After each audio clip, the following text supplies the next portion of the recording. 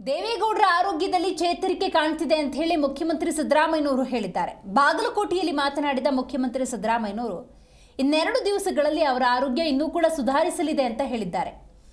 ಹೌದು, ದೇವೇಗೌಡರ ಆರೋಗ್ಯಕ್ಕೆ ಸಂಬಂಧಪಟ್ಟ ಹಾಗೆ ಮಾಹಿತಿಯನ್ನು ನಾನು ಪಡೆದುಕೊಂಡಿದ್ದೇನೆ. 2-3 ದಿನದಲ್ಲಿ ಚೇತರಿಕೆ ಆಗತ್ತೆ ಅಂತ ವೈದ್ಯರು ಹೇಳಿದ್ದಾರೆ.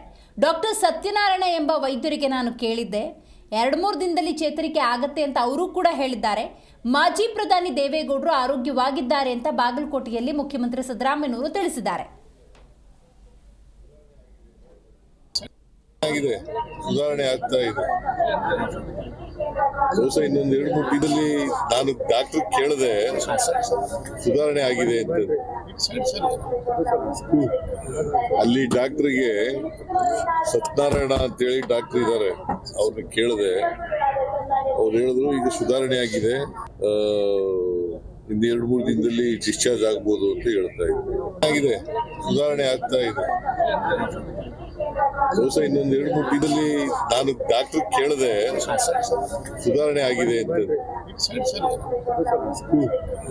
ಅಲ್ಲಿ ಡಾಕ್ಟರ್ಗೆ ಸತ್ಯನಾರಾಯಣ ಅಂತೇಳಿ ಡಾಕ್ಟರ್ ಇದ್ದಾರೆ, ಅವ್ರನ್ನ ಕೇಳಿದೆ.